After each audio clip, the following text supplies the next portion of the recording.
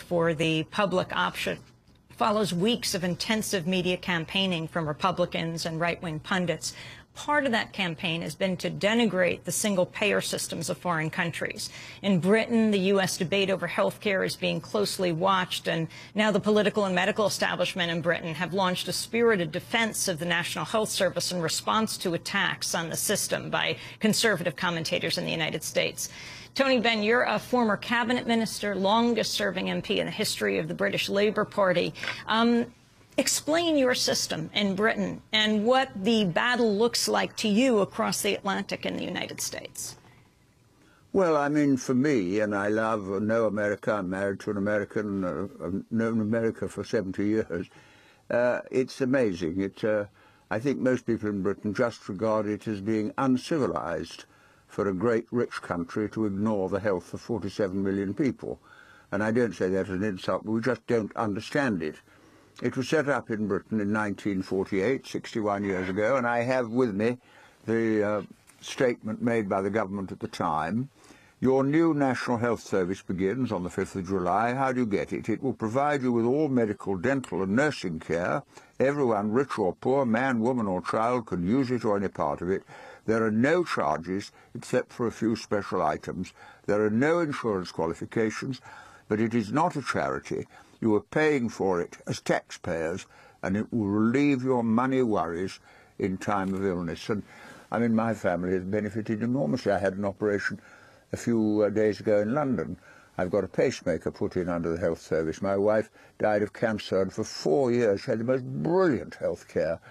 And I suppose one way of looking at it is this. There's a lot of unemployment in the United States, as there is in Britain, and one way of creating jobs would be to build hospitals, recruit nurses, train doctors, and then meet the health needs of the country as well. I just don't understand what's being said. Well, I do understand because I know the people who are saying it, but it's absolutely no relation to the health service in Britain or the needs of the United States.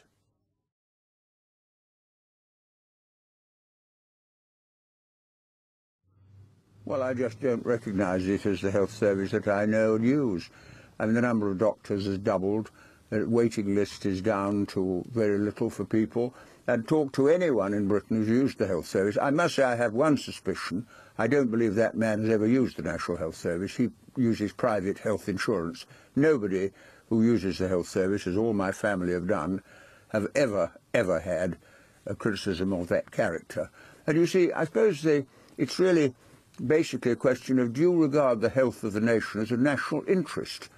Now, in the United States, taxpayers pay for the education of children. Does that make it socialised education? The police are paid for by the taxpayers. Does that make it a socialised police force? The fire services are public services. Does that mean they are socialised fire services? You see, this is just the language of very, very rich people who don't want to make a contribution for the health care of others. I'm afraid it's the beginning and end of it, the whole argument. And the Member of Parliament you quoted has been denounced by his own leader.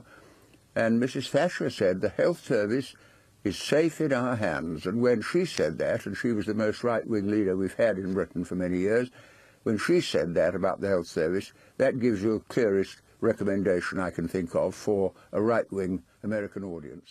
Tony Benn, finally, any thoughts on the comparison of the debate you're seeing today with what happened before the National Health Service was ushered in Britain? Are you seeing an echo of it?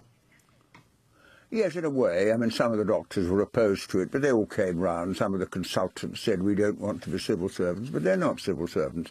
You had a little bit of it, but I tell you what really changed it.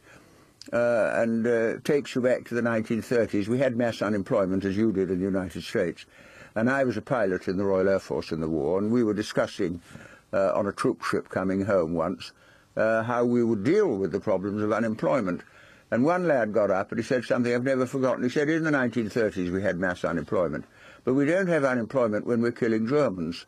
He said, if you can have full employment by killing Germans, why can't you have full employment by building hospitals, building schools, recruiting teachers, recruiting nurses, recruiting doctors? And that's how we got it. We took the view that a government had a responsibility to focus on the needs of a nation in peacetime in the way in which it does in wartime.